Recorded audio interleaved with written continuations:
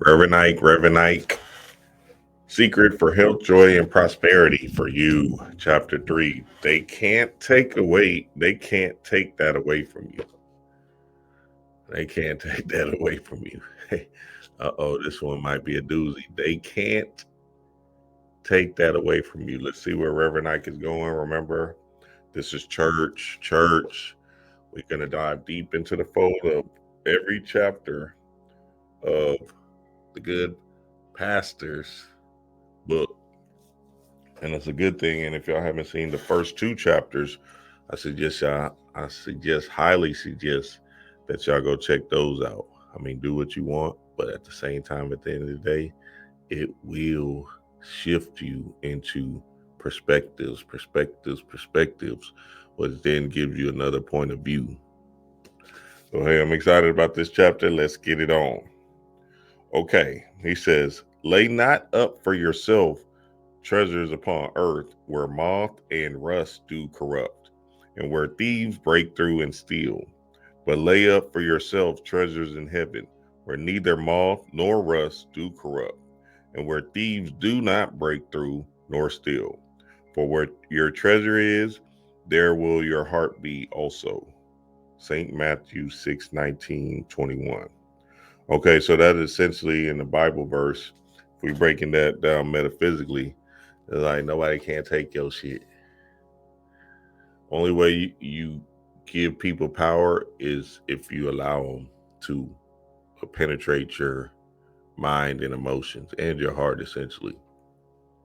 So, your treasure is your treasure. They can't steal your joy, no matter what they're saying about you. You're believing in their rhetoric based off of, you taking something personal, or you might think it's true. Cool, but what does that have to do with you, and how do they matter in the grand scheme of things? Remember, this is about you, and the more you can focus on you, the greater your power will be. The more, I'm gonna say that again because that's a bar. The more you can focus on you, the greater your power will be. So focus on you, and everything will start to come to you in a specific manner of wealth, prosperity, joy, happiness, right? Because we only have control of our adventure, and our adventure is an important adventure that we signed up for. A science of living principle. Everything good comes from the presence of God within you. You must give this presence your attention and your allegiance. God put something inside of us that will not let us down. His presence. So you're God in the flesh, and you want to understand that this presence you have inside of you is an important energy to pay attention to. Divine riches awaits all those who discover their true identity. Divine riches awaits all those who discover their true identity. Divine riches awaits all those who discover their true identity. The Bible says, if I be lifted up, I'll draw all men manifestations unto me. St. John 12:32. That means if you feel good about this divinity that is within you, it will bring you together with everybody and everything, even all the money that you need. Affirm the following to yourself. I am glad that I have this divinity within me that nothing can take from me. I am glad that I have this divinity within me that nothing can take from me. I say. Usually in affirmations, right, you want to stay away from any kind of negative words or ideas that creates a situationship that feeds you. But hey, Reverend Ike back in the day, they didn't know that science. So a better affirmation would be to say, like, I'm glad that I have this divinity within me. You feel me? Hey, I'm glad I'm happy that I got this divinity in me. You feel me? I'm excited, ecstatic that I got this divinity in me. Instead of, putting the whole idea of nothing ain't gonna take this away from me. Now you're giving an opportunity for spirit to say, oh, wait, well, maybe they, they believe, right, that shit, somebody can take it away. So let's just keep that door open slightly just in case he wants somebody to take something from him.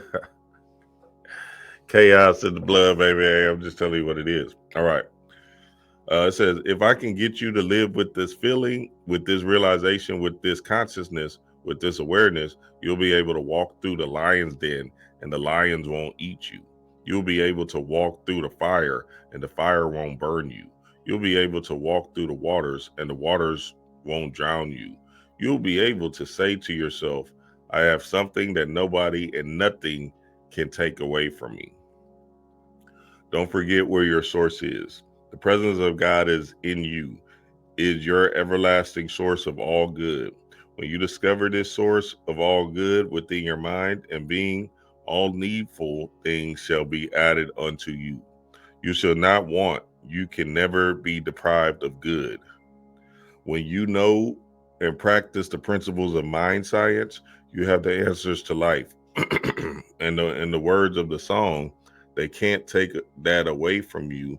To function happily and successfully in the world, one must know and feel that he has something that is not subject to the world. An old spiritual says it this is thus. This joy that I have, the world didn't give to me. This peace that I have, the world didn't give it to me. And the world can't take it away. Okay, so that's a good idea and a good concept. So this world is actually the animal self or the lower self, right?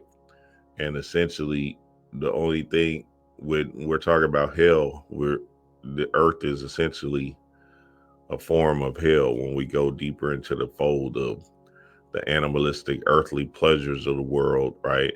And feeling like this is all that we can get. You feel me?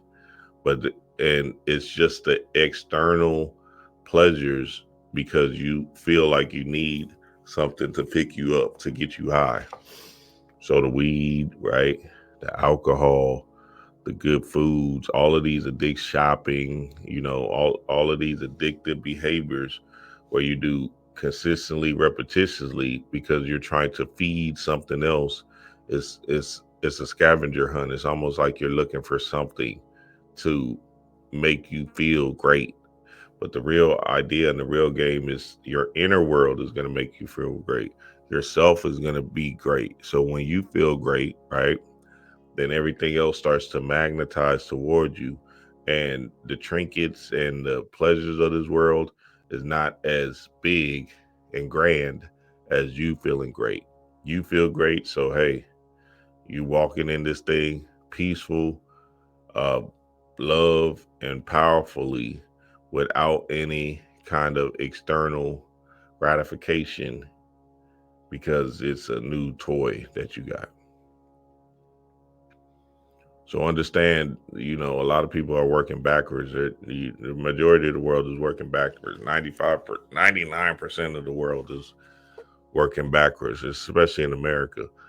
Essentially, they're working for things and uh, uh, the stimulation of these items that's not real. So when you're trying to find God, that God feeling is you being in peace and love with self so much that you don't need no external items. And you got to remember all of this stuff is going to wash away. It's going to die off anyway, right? So you got to look at the bigger thing though. The thing that's not going to die off is your soul, is your spirit. So now all of a sudden, what am I actually chasing? I'm chasing this love, this divinity inside of me, right? To stay peaceful, calm, and in love with the ground I walk on. Okay, it says, your source cannot be in the world or of the world. You must know that God in me is my everlasting source of all good. If you think that people and things are your source, then people and things can cut you off. Okay, so people and things is a fleeting thing. You have them friends where they be your friends, and then all of a sudden they just disappear, and you feel like, man, we're gonna be friends forever. And all of a sudden, you look up and you can't find them. Or remember when you got that car, that first car, your first car payment, right? You got your first car, and shit, you like, damn, shit, this whole two fly. I'm gonna ride this till the wheels fall off.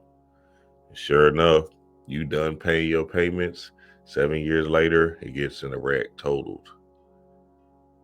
So now all of a sudden, okay, it was a thing, it was a time for that moment, but at the same time, it shouldn't uh, gratify your energy, your soul, because you have this nice trinket or whatever. Hell, I still see some of my partners do that shit. They go into the old times and shit. Man, remember when I had that? I'm the first one on campus that had that Chrysler. I mean, you talking about a 2007 Chrysler 300. Yeah, I was the first one on. I was the man then. Oh yeah, you was. But shit, what you doing now? You feel me? Like, get your ass. Hey, I'm just telling you what it is. Um, love and bless the people. The way it means. Oh wait, hold on. I think I skipped something. But if you know that God in you and only God in you is the source of all good, then they can't take away from you. God in you may use many different people and things to deliver your good to you, but no person or thing is your source. Love and bless the people the way it means that God uses to deliver your good to you. But never forget where your source is. People and things come and go, but God in you is forever, your unfailing source of all good. No, they can't take that away from you. Do not believe that people and things are your source. Know that only God in you is your source. This is the meaning of lay not up treasures upon the earth, but lay up treasures in heaven. So hey, people come, people go, right? Things come, things go. None of that should be the source fuel of your existence. Your source fuel should be a staple of the God source inside of you, which is wherever you go, you're going to carry your energy of love for yourself heavy in your heart, heavy in your being. And should, that fuels you, right, to move into, you know, the sovereign God being essentially. So, for instance, you know how people have these flashbacks and memories of the good old times. Oh man, we was kicking it, damn, and then they try to rekindle that feeling by staying with these same groups of people that's hasn't changed or that doesn't serve them right now anyway. You feel me? So you want to remove yourself from the idea that you need people, places, situationships, right? You are here to have an experience, and that experience is one that's ever changing. It's chaos. So you could be in Houston one day, then the next 5 years you be in Denver, then the next 3 years you be in Cali, and you just growing and moving based off of, you know, you're in the space of oneness in your own state of mind. If you can feel good about yourself, you could do anything. If you can feel good about yourself, you could do anything. I want you to know that as long as you have the divine something or whatever you want to call it, you are rich because it will lead you, it will guide you to be, to do, and to have the good that you desire. If you feel good about yourself, you could do it, do anything. You have a right to feel good about yourself because God is in you. Say to yourself, I have a right to feel good about myself because God is in me. Man thinks of himself as a son of a gun. Instead of thinking of himself as the son of God, man thinks of himself as a son of a gun. Too many religions have taught us that this is what we are. And I firmly believe that evangelists and I used to have to count myself in on that, are to a great extent responsible for the negative spiritual self-image that people have. Because the more you call people sinners, the more they are going to sin. I know better now. We are all children of God. Okay, so people wake up in a flux and mad at the world, right? We got to understand that to the core. So you can't do nothing about it because they don't know the science of waking up in a joyous, loving, happy spirit, right? And it doesn't have nothing to do with you, their personal being, right? So you just got to understand when you're under attack with some of these automatons, essentially you got to understand that they are waking up mad at the world. So they would try to dim your light because you're in love with you, and you're happy, and you're successful, and you're thriving. So the one thing you got to be mindful of, especially if y'all got jobs and stuff like that, is that automatons are not thinking. They're consciously in a space of madness, and just sadness, essentially. Because of the whole thou shalt not sin thing, they're trying to fight this internal battle with doing good and or doing evil. You feel me? So now they're just always in a flux. Their mind is not open to new ways of thinking, and they don't have the ability to, understand different points of views, right? So they just cage themselves in a box because they believe that their past or their first programming is the only thing that matters, right? And they don't want to shift off of it because they'll feel like they got duped. So again, you want to understand that the automatons are going to automaton. We can't identify with automatons because that's not us. We just identify with the God in us and move with the God in us and observe the automatons in this world. The more you observe these automatons, essentially you'll just start to see and see that the sadness or the anger they actually have within themselves, and how that kind of causes their life to go astray. So love on you and just observe the automatons, the son of a guns. What you say is what you get. The more you call people devils, the more devils you are going to get out of them. See, I just said that. That's crazy. I'm saying this especially for some of you little ladies who just pray and pray for God to save your husband. Then you get up off your knees and shake your fingers in his face and say, "You old devil, I'm praying for you." And you wonder why he doesn't change. It is because you are always telling him the devil is in him, and you are addressing yourself to the devil. Oof. If you address yourself to the devil in anybody, you're going to get more devil out of that person. If you're not careful, you'll catch hell from it. I find it amazing the way some of these good religious ladies pray. They say, "Lord, change my husband. Lord, stop him from drinking. Lord, stop him from running around. Lord, bring him out of that house or on the corner." You are asking God to do all of that, and you are the one who drove him there with your big mouth. When he comes home to you, you call him a devil and a demon. And some of the things you call him, I can't repeat. But when he stops at Caldonia's house, she calls him honey. Damn. Reverend Knight, Reverend Knight going in on this thing. This is a Reverend, a good Reverend. God damn. How you going in on this thing, huh? That nigga Reverend. He like, shit, his side piece call him honey. Sitting on my side piece. He said he come home to you nagging him and calling him the devil. But the side piece is calling him, "Oh, honey, you could do anything." That nigga, for real? Yeah, you a god. Side piece spiritual and shit. Chaos in the blood. And that nigga Rev, he shocked the hell out of me with this nigga said that's what he said. He said, when I'm chilling with my side piece, she call me honey. But when I come home to you, you call me a devil. Hey, I just read it. You hey, don't play. I'll read it again.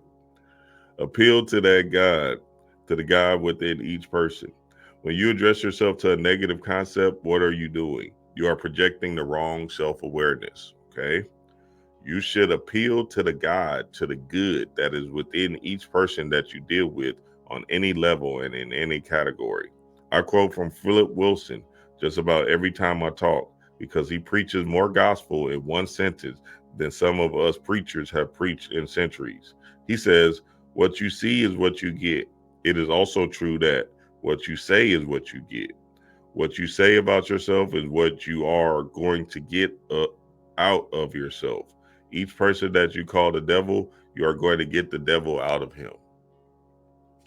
Okay, so you're just reflecting, or especially when you're angry, because remember, that's an emotion. So your energy, emotion is moving into that person, projecting that kind of energy to you because you want to see it happen. You want it to come into fruition. You're nothing but the devil, right?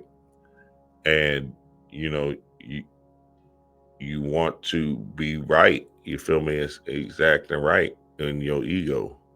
So you'll call somebody the devil, and essentially what's happening is you want them to do. And the devil is actually, if we go to the metaphysical term, the devil is actually lived, right? So somebody that's living. But in this context, in this negative connotation context, it's an aspect of you want them to do bad things to you because you're giving them that fuel to do it. It's almost like you just want them to be right. You want them to check off that box because you're calling them that and you're creating that narrative. You're hoping that it comes into fruition. You feel me? And I've seen it firsthand in some of my dealings, like with my brother-in-law and his ex-wife. Good, good brother, the Christian brother, and everything, right? She pushed him to the edge, essentially, and shit. That nigga, that nigga just started acting a particular way that wasn't him. You feel me? Because she needed essentially an abuser. She didn't want all that goody two shoes type of thing, and she wanted that particular energy. So now she's projecting a particular energy to him. Now he's coming home later. He's not really handling his business, blah blah blah. And then now you get what you asked for, just based off of her traumas and her experience growing up. So, you got to be careful with the words you're saying. And if you want to see the good in somebody, then you start seeing more positive things in them, right? If you want to have a healthy, joyous experience with somebody, you got to see the more positive things in this person first than the negative. Um, your heavenly treasure. This may shock some of you, but you don't have to die to experience heaven. When you find the heaven in you, then you will find this heavenly treasure, the spiritual treasure within you. Nobody will be able to take it from you. People can't break through and steal it. The heavenly treasure, the divine something of man, may be described further as divine self-awareness. Divine self-awareness. It can further be described as correct self-knowledge. Correct self-knowledge. This is your treasure, your heavenly treasure, that no one can take from you. The knowledge of who and what God is in you, and who and what you are in God. When you have this knowledge, you are rich because you can take the knowledge and be what you want to be, do what you want to do, and have what you want to have. You lay up treasures in heaven when you know, love, and trust God in you as your only source. You lay up treasures upon earth when you falsely believe that anyone or anything in the world is your source. So don't look for the external pleasures or people to save you. look for yourself to save you, the God in you to save you. Because essentially what's happening is we're always searching and seeking for that next high. But the next high, the real high, is inside of you. High on self, the heavenly high. Okay, here it's coming to a stop. It says, close to remember. God put something inside of me that will not let me down. God in me and only God in me is my source of all good. Whatever kind of word thou speakest, the light shall thou hear. Appeal to the good, to the God within each person. Appeal to the good, to the God within each person. So, you want to be able to lift your perspective up from being an old hag, right? The Scrooge, right? To becoming a person of positivity and point of view understanding, right? And it's not bad to combat people, right? And to stand up in a particular way of aggression and uh, attitude, because sometimes that's needed, right? But majority of the times, you could sense and seek out the pain that people have just by putting yourself in their shoes. And by putting yourself in their shoes, you get a perspective of who they are, right? I can't remember what the name of that technique was, but when you put yourself in their body, now you can observe ego from yourself and say, oh, okay, let me give him this bone because he obviously needs it. Or, okay, I see that she's having a hard day or whatever.